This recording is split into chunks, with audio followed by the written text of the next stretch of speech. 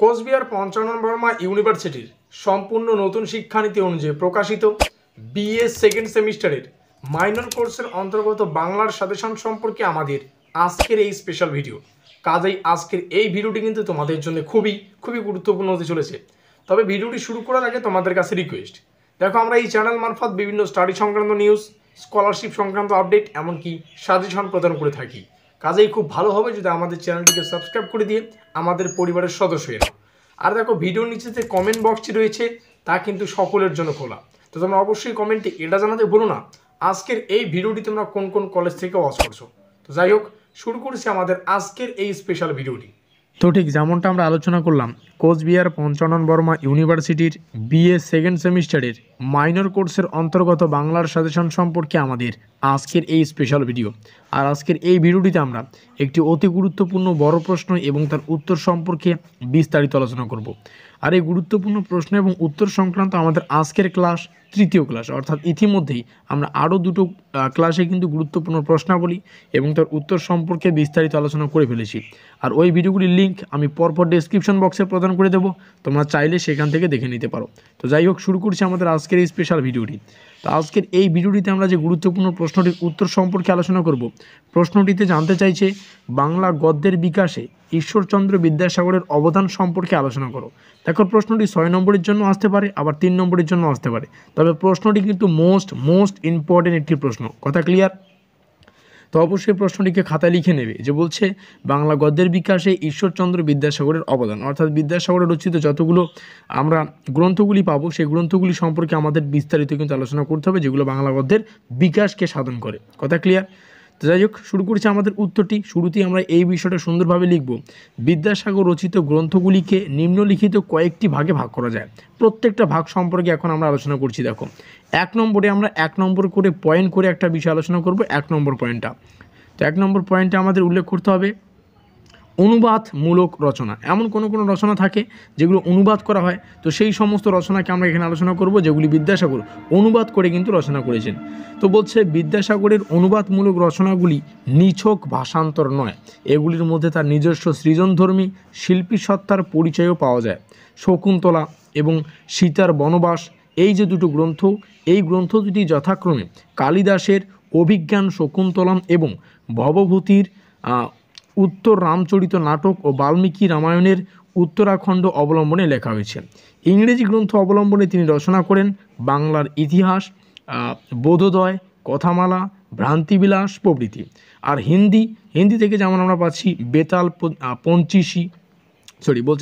পঁচিশি অবলম্বনে রচনা করেন বেতাল পঞ্চবিংশ। কি বলছে? বেতাল পঞ্চবিংশতি।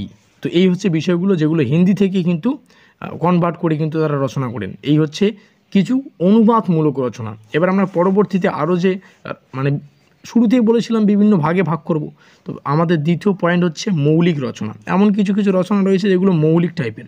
কি বলছে দেখো, বিদ্যাসাগরের মৌলিক রচনাগুলির মধ্যে আছে সংস্কৃত ভাষা ও সংস্কৃত সাহিত্যশাস্ত্র বিষয়ক প্রভাব, যেমন বিদ্যাসাগর চরিত একটা নাম, তারপর হচ্ছে শোক কাব্য, তারপর হচ্ছে প্রভাবতী সম্ভাষণ প্রভৃতি।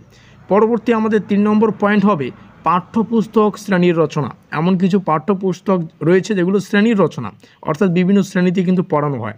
যেমন বর্ণ পরিচয় আমরা পড়েছি, ব্যাকরণ কৌমুদী, তারপর যে শব্দমঞ্জরি প্রভৃতি তার কিন্তু উল্লেখযোগ্য পাঠ্যপুস্তক শ্রেণীর রচনা। বর্ণপরিচয় এমন কোনো স্টুডেন্ট নেই যে বর্ণপরিচয় পড়েনি, তো এটা হচ্ছে পাঠ্যপুস্তক শ্রেণীর রচনা।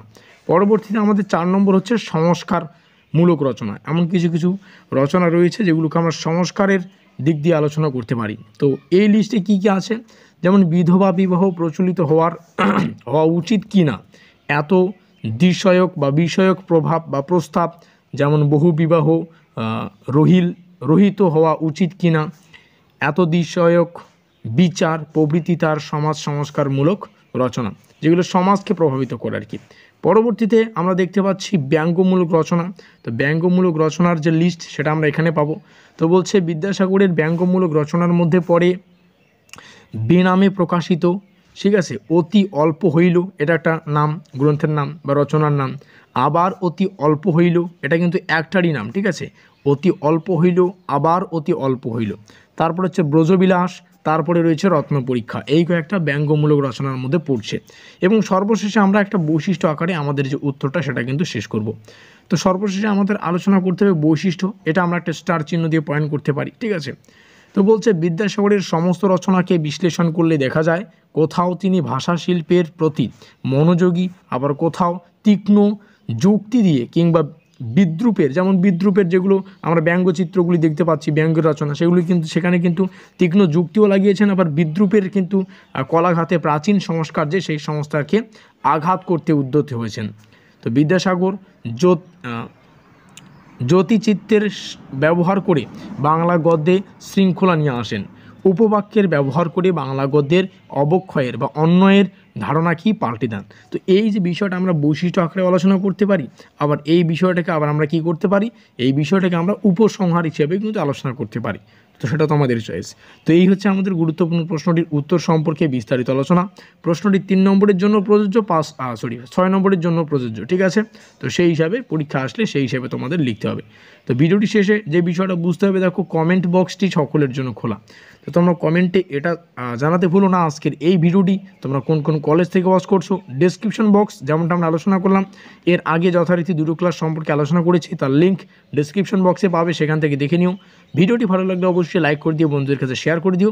আর এখনও পর্যন্ত আমাদের পরিবারের সদস্য হয়ে না থাকলে আমাদের চ্যানেলটিকে অবশ্যই সাবস্ক্রাইব করে দিয়ে আমাদের পরিবারের সদস্য হয়ে নিও।